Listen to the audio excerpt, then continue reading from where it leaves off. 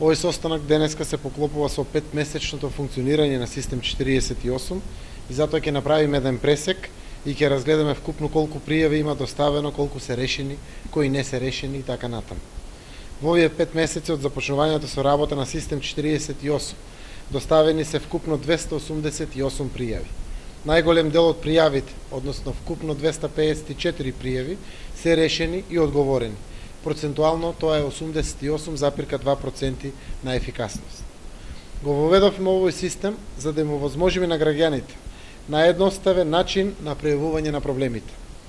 Го воведовме овој систем и за да ја зголемиме транспарентноста. Секоја доставена пријава од граѓаните, општината јавно ја објавува на веб страната. Секој граѓанин може да ја следи работата на општината, да провери кои пријави се денес доставени до општината, кои се решени, каде интервенирале службите и слично. Систем 48 ги поврзува граѓаните со 10 општински служби, 70 вработени, повеќе општински услуги. Воведовме еден број за прејавување на сите комунални проблеми, за граѓаните да нема потреба да доаѓаат во општината, туку од дома на бесплатниот телефон можат слободно да пријават секаков вид на комунален проблем. Во овој 5-месечен период постојат и пријави кои не се решени, но ние не бегаме од одговорноста. Истите не ги криеме и тие се објавуваат на веб страната. Бараме решение за овие пријави, иако најчесто се од инвестиционен карактер или пак бараат подолг временски период за нивно решавање.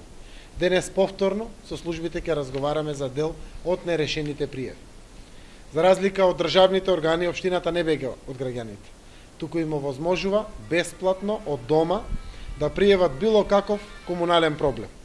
Во општината и во службите под мое раководство не постои можност некој да ја префрла одговорноста или да го шета граѓанинот од една во друга институција со изговор дека ние не сме надлежни или пак дојдете утре и слично.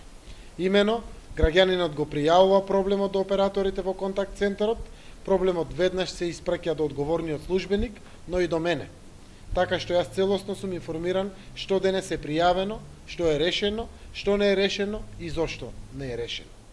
Ова е уште една придобивка од децентрализацијата на власт. Граѓаните може да прават споредба како функционира општината, а како функционираат државните служби. Кој работи, а кој бега од одговорноста. Кој ги решава проблемите, а кој се крие од граѓаните. Оставаме целосно сликата и оценката да ја дадат граѓаните, а ние сме токму со намера да излеземе во пресред на решавање на колку што е можно поголем број на проблеми на граѓаните. Најпријавувани се замените на уличните светилки. Тоа, морам да признаем, беше и наша желба, за да имаме навистина по-ургентно заменување на уличните светилки. Тие имаат свој век на траење, посебно изразено во зимските услови заради промена на температурите. После тоа, наред се проблемите од надлежноста на комуналното предпријатие, тоа се водовод и канализација и јавната чистоќа, но овде се проблемите поврзани со урбанизмот и комуналните дејности, проблемите со инспекцијските служби, со кучиња, скитници и слично. Најчесто нерешени проблеми се: сакам да ми се изгради тротоарот пред мојата куќа. Тука имате постапка за јавна набавка која што мора да заврши, граѓанинот добива информација дека е влезена во програмата и во текот на тој квартал од годината ќе биде завршена, каде што и кога ќе биде завршена, ќе биде повторно информиран истиот граѓанин дека иако е капитален проект, сепак го известуваме за неговото завршување.